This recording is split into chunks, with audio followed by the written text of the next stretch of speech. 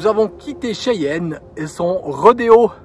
Nous sommes repartis pour faire une petite randonnée. Comme d'habitude, on va pas les changer. Nous sommes à Scotts Bluff. D'ailleurs, le nom vient d'un jeune homme qui travaillait pour la compagnie des fourrures des Rocky Mountains. En 1847, il fut abandonné ici. Et c'est une année plus tard qu'ils ont retrouvé ses os. D'où le nom, parce qu'il s'appelait Scott. Derrière, là, des grandes plaines. D'ailleurs, on a traversé des plaines, c'était magnifique. Du vert, du jaune, à perte de vue. Ces grandes plaines vont jusqu'à Saint-Louis. Et c'est de là-bas que partaient les pionniers. D'ailleurs, si vous n'avez pas vu notre vidéo, notamment relative à Saint-Louis, je vous conseille d'aller la voir. Ils furent près d'un demi-million à prendre les routes pour traverser ces grandes plaines qui allaient soit en Oregon, soit à Salt Lake City ou encore en Californie. Lorsqu'ils traversaient ces grandes plaines et jusqu'à leur destination, un pionnier sur 10 mourait. D'ailleurs, il fallait prendre 10 pounds, soit environ 4,5 kg de café pour faire la traversée par personne. Avant cela, il y avait des millions et des millions de bisons. Ceci était estimé entre 30 et 70 millions. À la fin des années 1800, il ne restait plus que 1500. Et ce n'est pas les Indiens qui les ont exterminés, mais ces très chers Européens qui partaient notamment à la conquête de l'or. Beaucoup de pionniers sont venus s'établir ici et n'allèrent pas plus loin lorsqu'ils arrivèrent à Scotts Bluff, en voyant ces magnifiques montagnes de limestone, sandstone, enfin stone quoi.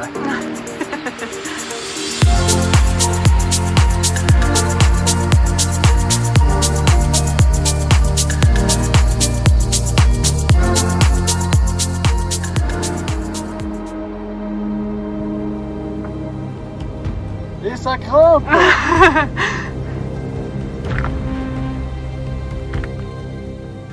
La traversée coûtait environ 1200 $. Il leur fallait 4 à 6 mois pour y arriver. Enfin, ceux qui y arrivaient. Et imaginez que ces expéditions eurent lieu il y a un peu moins de 200 ans. Je trouve ça dingue. Hein, Carole, on doit aller jusque là-bas en haut encore. Et puis pour aller en haut de ces pics, tu as deux possibilités. Soit à pied, comme nous, soit en véhicule. Par contre, si tu as un camping-car, celui-ci ne doit pas faire plus de 25 pieds de long ou 11 pieds, 7 pouces de haut. Alors nous, on aurait pu venir parce que finalement, on fait 11 pieds de haut ou 11 pieds 6 pouces avec notre marge de sécurité. Je suis obligé de regarder où je vais être, je vais me faire gronder par Carole. Parce que après ça tombe. Mais bien sûr, nous, on va faire ça à pied. C'est nettement plus intéressant. Alors, non seulement nous avons abandonné Cheyenne, mais également l'état du Wyoming pour débarquer dans l'état du Nebraska. Sauf erreur, mais il faut que je vérifie. Cela représente le 32 ou 33e état des États-Unis que nous traversons. Hervé, il est là. Oui, d'ailleurs, pour descendre plus vite, je te propose de sauter avec un parachute. Bien sûr, oui.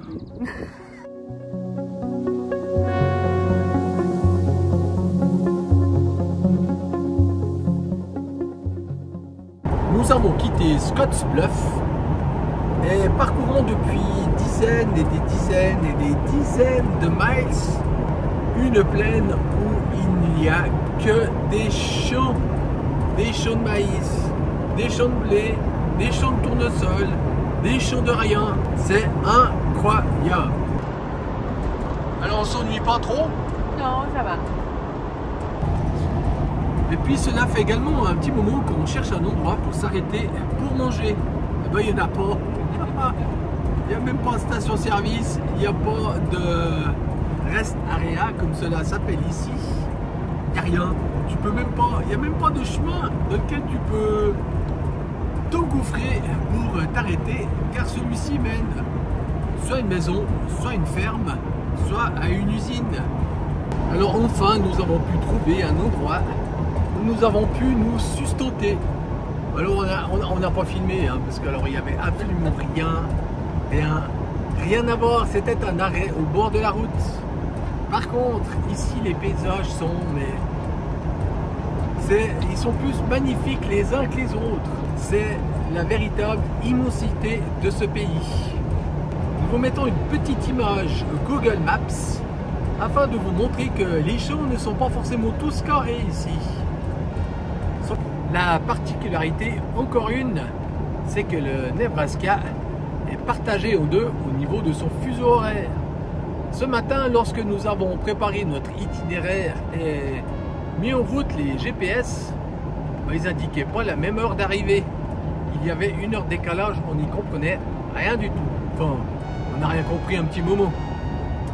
Tout simplement, c'est que le Nebraska, le South Dakota et le North Dakota sont à peu près coupés en deux au niveau de leur fuseau horaire. C'est-à-dire que la moitié située à l'est se trouve au niveau du fuseau horaire du centre, alors que la partie ouest est celui des montagnes, soit le même que le Colorado. On a l'air bien là. Ouais, on s'est trouvé un tout petit endroit gratuit. Ce n'est pas un BLM, c'est un Wild Management Area. Encore un autre truc. Par contre, il y a plein de criquets. Regardez. Je sais pas si on voit. Ça saute dans tous les sens, mais je sais pas si on voit. Ah oui, ça saute, on voit ça saute.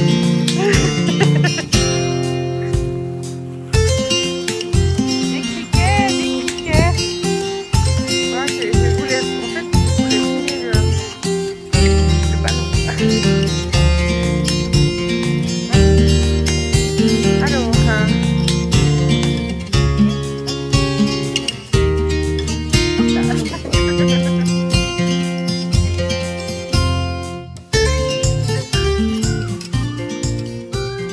Nous sommes à Martin, dans le Dakota du Sud. Cette ville d'un millier d'habitants nous propose un site où on peut passer la nuit. À côté du terrain de baseball, mais aussi apparemment là où il y a quelques activités. Autant vous dire que on se sent un petit peu gêné quand même. on nous a dit qu'on pouvait rester ici. Hein. Oui, on a quand même posé la question. Il s'agit d'un petit marché qui a lieu entre 3h et 6h de l'après-midi. D'ailleurs, il est possible que nous allions y chercher quelque chose. Ben ouais. Car apparemment, il y a beaucoup de produits de la ferme. Hello. Hi. Where are you guys from? Switzerland. Switzerland. Alright, so I'm gonna tell you guys straight up true. Don't be down here at 9 o'clock. It gets dangerous down here. It's dangerous to stand here? Yeah, it gets really dangerous. So Ah, to 9 o'clock? 9 o'clock, you guys. If you want to leave, you can leave, but it's just, it gets pretty dangerous down here. Okay. Okay. Okay. Yeah, so, you know, you guys got 50 cents to bar? Pardon? Thank you. Sorry? Yes. 50 cents? Oh, We don't have money. I'm sorry. You guys don't? Thank you. Yeah, 9 o'clock, guys. Okay. Okay. Thank Yeah, you it very gets much. pretty dangerous down here. Okay. Thank you.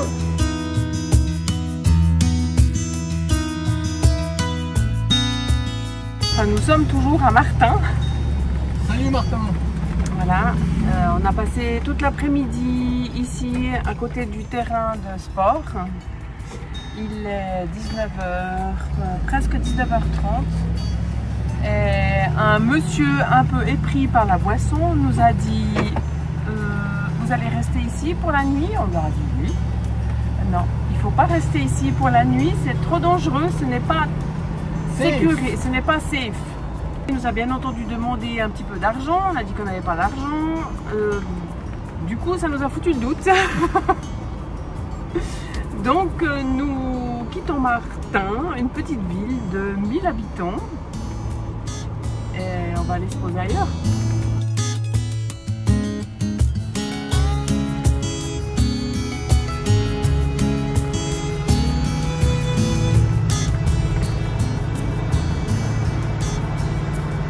C'est toujours la même chose. Quand on te met le doute, tu te dis qu'est-ce qu'on fait? Eh ben, dans le doute, abstiens-toi. C'est pour ça que nous partons. Bon, on va faire une petite centaine de kilomètres. On verra où on va arriver. Hein.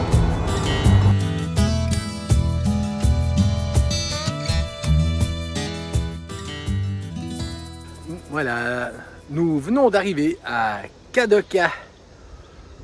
Ouh là là, il a fallu, je ne veux pas dire courir, mais rouler plus vite que d'habitude, c'est-à-dire aux limitations de vitesse, afin de ne pas arriver de nuit. Il n'y a personne au bureau. On a appuyé sur la petite sonnette, personne n'est venu. On verra ça demain matin. Maintenant, il est temps de manger, de se doucher, et puis il sera presque l'heure de se coucher.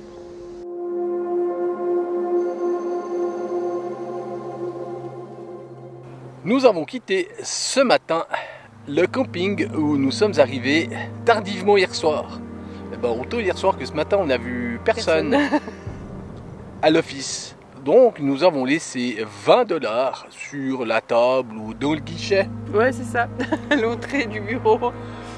Nous aurions très bien pu repartir comme ça parce qu'on a fait du camping sec, soit nous n'avons utilisé ni électricité, ni eau, ni vidé. Mais c'est par politesse, honnêteté, nous nous sommes dit on va quand même donner un chouïa. Et puis pour revenir sur le fait que nous sommes partis hier là où nous étions, soit à Martine, c'est que quand quelqu'un vient te dire que, bon, on peut dire qu'il était un peu bourré le gaillard, il vient te dire qu'à partir de 9 h c'est pas safe, tu te dis, et qu'en plus il te demande quelques cents, tu te dis, Et en plus, on était avec nos ordinateurs, oui, la caméra, donc il a bien regardé tout ça. On s'est dit, oups. Ouais. Enfin, par mesure de précaution, on s'est dit, mieux vaut partir. Mais alors, nous sommes où? Au Minutemen Missile National Historic Site. Mais c'est quoi cet endroit? Ben, j'en sais rien, mais c'était sur la route, donc on s'est arrêté. Maintenant, nous savons tout sur le Minutemen Missile Historic Site. C'est dans ces grandes plaines qu'ils ont construit des dizaines de silos à missiles nucléaires à cause de la guerre froide entre 1949 et 1991.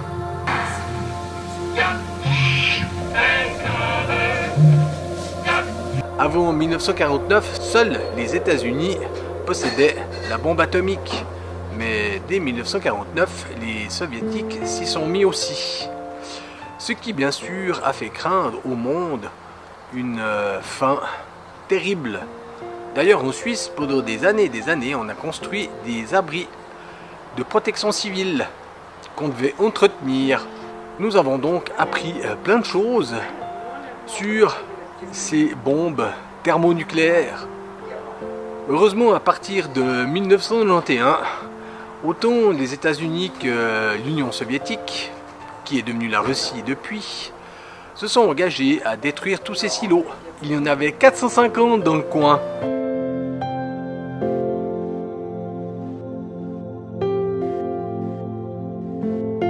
Ceci n'empêche pas qu'il y ait encore beaucoup d'armes nucléaires à travers le monde.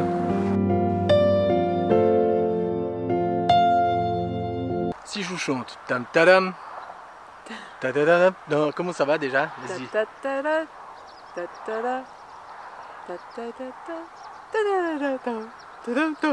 Ouais, on a remarqué que Carole est meilleure que moi au chant.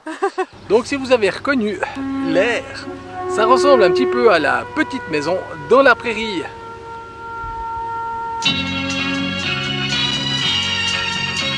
Et oui, les constructions qui sont ici datent de 1909.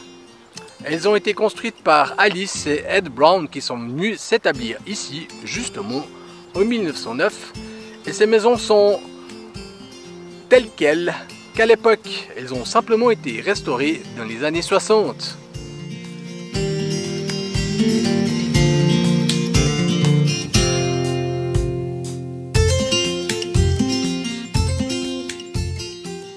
La famille Brown a acheté 160 acres, soit environ 640 000 m² ou 65 hectares, pour 18 $ à l'époque.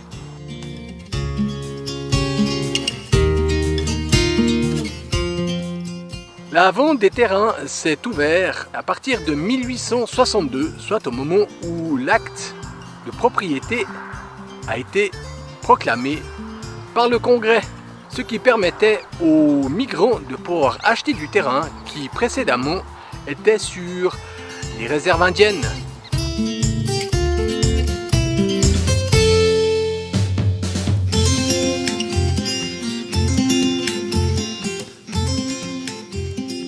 Il fallait ou il n'y avait peut-être pas d'autre solution pour venir s'établir ici, car les étés sont torrides, on vous le confirme aujourd'hui, et les hivers plus que rigoureux, soit en dessous de 0 degrés Fahrenheit. Bah.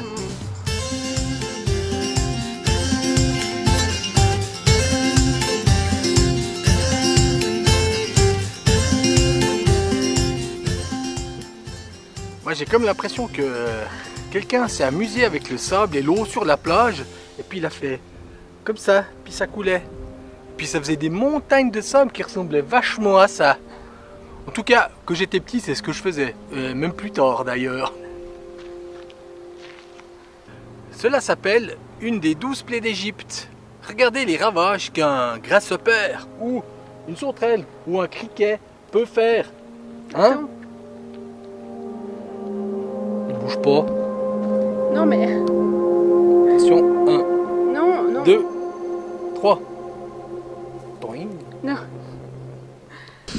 Puis d'ailleurs, il va falloir qu'on aille nettoyer Hervé, parce qu'alors, il y en a quelques-uns qui sont collés sur la calandre, ainsi que sur le bord de la cellule. C'est horrible, c'est le massacre.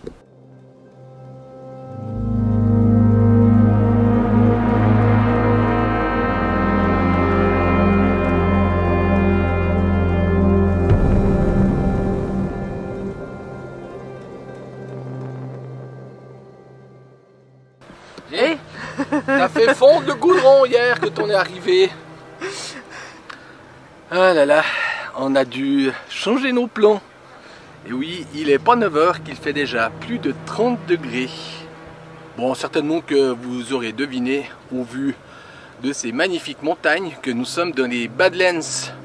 Cet endroit est magnifique. Nous avions prévu d'y rester un petit peu plus longtemps. Mais aujourd'hui et demain, ils annoncent des températures dépassant les 40 voire 41 degrés. Donc, nous nous sommes dit, étant donné que hier après-midi, il faisait déjà plus de 38,5 à l'intérieur du camping-car que... Je corrige, 39,2. Pardon. J'ai loupé 7 dixièmes de point. 39,2. Qu'il nous fallait absolument aller là où il faisait un peu plus frais. Donc... si tu veux chercher le frais, tu vas en altitude. Nous allons retourner dans la montagne. Pour ma part, je pense que j'arrive bien à supporter les températures jusqu'à, allez, 35-36. Mais alors au-delà, c'est insupportable. Et on peut voir que tout le monde fait pareil. Tout le monde est en train de plier bagages et de partir. C'était déjà le cas à partir de 7h30 ce matin. Mais cet endroit est vraiment magnifique. Ce qui est bizarre, c'est qu'il fait beau, mais le temps est vraiment brumeux, donc ça gâche un petit peu, ça enlève, ça efface un peu les couleurs des magnifiques montagnes des Badlands. On va quand même prendre la route qui traverse ce parc et on vous montre quelques images.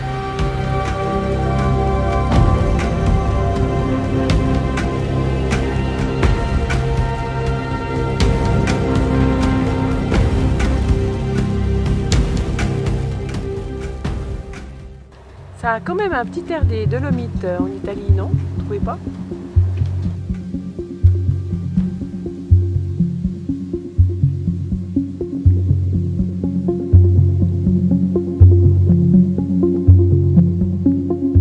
la lumière est tellement blanche que le port des lunettes de soleil est obligatoire. Comme ça, vous pouvez voir Carole dans le reflet de mes lunettes. Fais coucou. Coucou. Nous sommes ici pour vous parler des différentes formations sur ces montagnes ou collines des Badlands. La plus ancienne, soit celle qui est tout en bas, date de 67 à 75 millions d'années. On peut remarquer que les noms ici, tels que Chadron, ne sont pas du tout les mêmes que ceux qu'on a pu voir précédemment un peu plus bas dans le pays, notamment Kayenta. Une partie de cette région s'est bien sûr retrouvée sous l'eau à plusieurs reprises, d'où ces différentes couches qui se sont déposées au fur et à mesure que les océans montaient ou descendaient. Pour mémoire, rappelez-vous que le fond du Grand Canyon datait de 1,7 milliard d'années, soit la croûte terrestre. Ici, semble-t-il qu'ils ont découvert plein de fossiles avec des animaux bizarres. Et pourquoi Badlands? Lorsque les pionniers sont venus s'établir ici, soit au moment du Homestead Act, ils ont pu découvrir que l'été était tellement chaud et l'hiver tellement rigoureux, qu'il était difficile de s'y établir et de pouvoir cultiver. D'où mauvaise terre. On peut également parler des animaux ou de la faune qui vit ou qui a vécu ici. À l'époque, il y avait des milliers de prairie dogs, soit des chiens de prairie, qui ont disparu à un certain moment où, à cause de la culture, ces animaux étaient considérés comme des parasites. Ils étaient donc soit tirés, soit empoisonnés. Mais au bout du compte, ils ont quand même été réintroduits, notamment dans les Badlands, car c'est une des espèces fondamentales pour que les autres puissent vivre, notamment le furet à pattes noires, qui sont nourris, les coyotes ou autres carnivores. Il y avait également beaucoup de buffalo et de bishop sheep. Pour l'instant, on n'en a pas vu, on est un peu déçus. Mais on reste sur notre faim. Bien, Carole, on va voir si on nous voit. Magnifique paysage avec cette pollution qui reste. Ce ne sont ni des nuages ni du brouillard, c'est bien le smog, la pollution qui vient des industries du sud de la Californie ou du Middle East en fonction des courants. Avec Carole, nous nous posions la question: à quelle saison faut-il venir pour que tu puisses avoir un ciel limpide? En hiver? En hiver, il y a plein de neige et les campings sont fermés. Parce que dans la région, les campings sont ouverts seulement de mai-juin à octobre.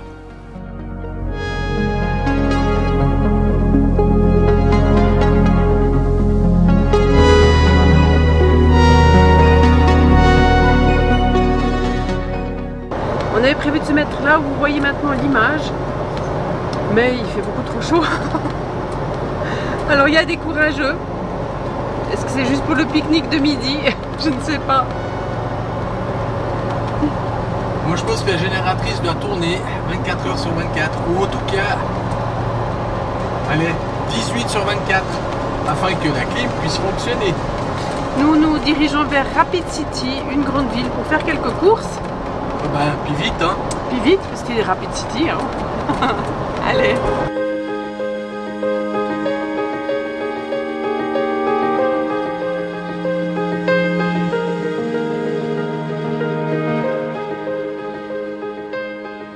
Ça y est, on les a vus. Bon maintenant, on peut retourner. Pour venir au Mont Rushmore, car il s'agit bien du Mont Rushmore, c'est très facile, ou presque. Car au camping-car, tu ne peux pas prendre toutes les routes pour venir ici. Certaines, dont la 16A et la 87, ont des tunnels un peu étroits et bas. Soit environ 8 pieds de haut, ou à peine plus, et entre 9 et 10 de large. Donc pour nous, c'était exclu que nous puissions venir ici. C'est pour ça que nous avons pris la route 244. Et quand je dis que c'est facile, c'est qu'il y a suffisamment, voire même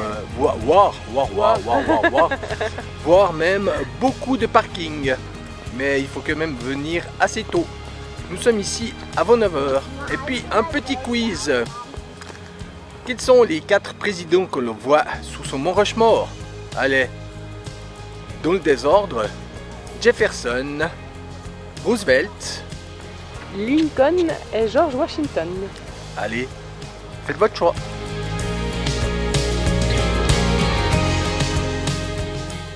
On surnomme le Mont Rushmore le tombeau de la démocratie. On commence par l'allée des drapeaux. On peut voir tous les drapeaux des États-Unis ainsi qu'une plaquette indiquant leur date d'entrée dans les États-Unis. L'architecte et sculpteur était d'origine danoise. Il s'agit de Gutzon Borglum. Et puis, cette allée ainsi que ce monument a tout pour faire vibrer la fibre patriotique des Américains. Mais il est vrai que ça a de la gueule tout de même. Et puis c'est très particulier d'être ici, parce que cette image-là, celle qui est derrière moi, c'est plutôt celle que j'ai l'impression de voir dans des films ou à la télévision lors de documentaires, mais en tout cas pas de le voir de mes yeux.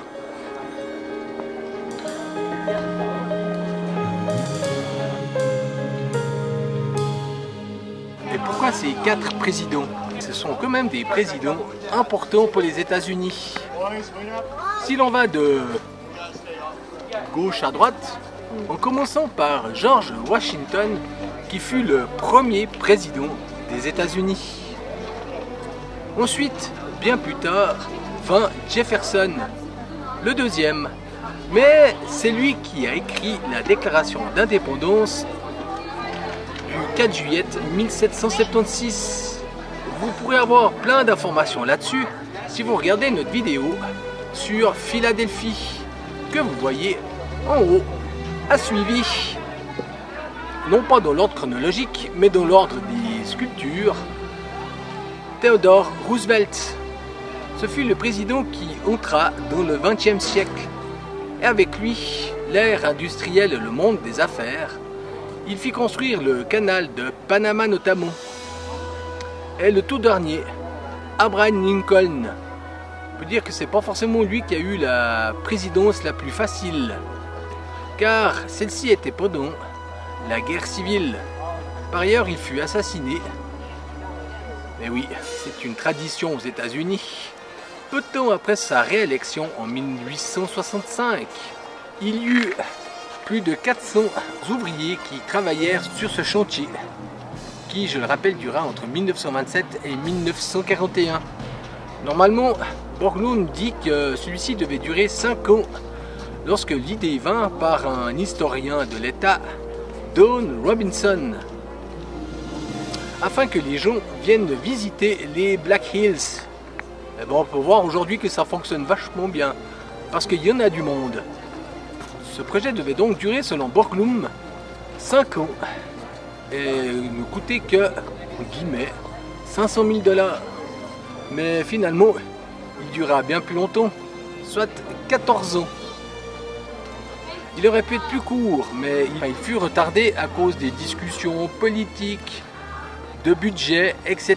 C'est pour cela qu'il dura 14 ans et coûta plus d'1 million $.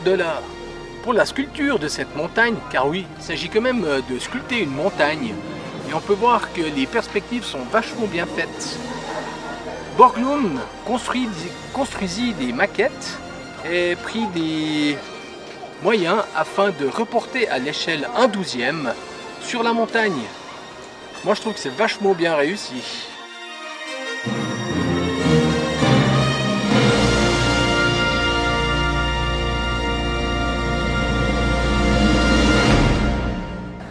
Pour faire le trail du président 250 marches, ce qui me laisse largement le temps de vous dire que cette pierre-là, c'est du granit. La même que celle du Mont Rushmore. Et puis, on va pas se plaindre parce qu'on fait 250 marches. Parce que les ouvriers, eux, lorsqu'ils devaient aller travailler, devaient monter 700 marches pour arriver au sommet de la montagne.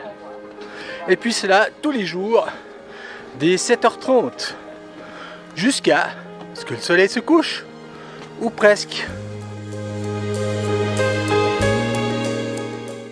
Nous nous trouvons au pied du Mont Rochemort. Et puis nous sommes quasiment dans les gravats. Il faut savoir que 90% de la sculpture a été faite à la dynamite. Boum! Le reste au marteau-piqueur. Et pour finir, au burin. Et voilà, nous sommes au bout de cette vidéo. En résumé, c'est bien la première fois depuis que nous sommes en Amérique du Nord que nous avons eu le sentiment qu'il nous fallait bouger. Ouais, d'être en insécurité, c'est ça? Oui, c'est ça. Ou peut-être en insécurité.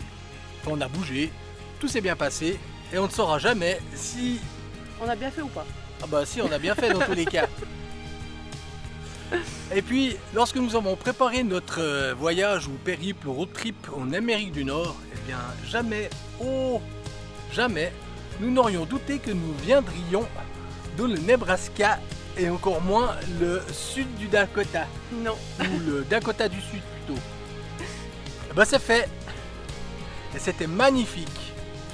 Parce que les Badlands, c'était beau. Et le Mont Rochemort, c'était spécial. C'est ainsi que se termine cette vidéo. On espère que vous l'aurez appréciée. Moi oui, moi j'ai bien aimé. Du coup, n'oubliez pas de vous abonner comme d'habitude, la petite cloche, blablabla, blablabla, blablabla, blablabla. Bon, sur ce... Et la prochaine fois, la prochaine vidéo, c'est là. C'est juste derrière mon crâne. Hop. Allez, à la semaine prochaine. À la semaine prochaine. Au revoir. Allez, ciao, bisous.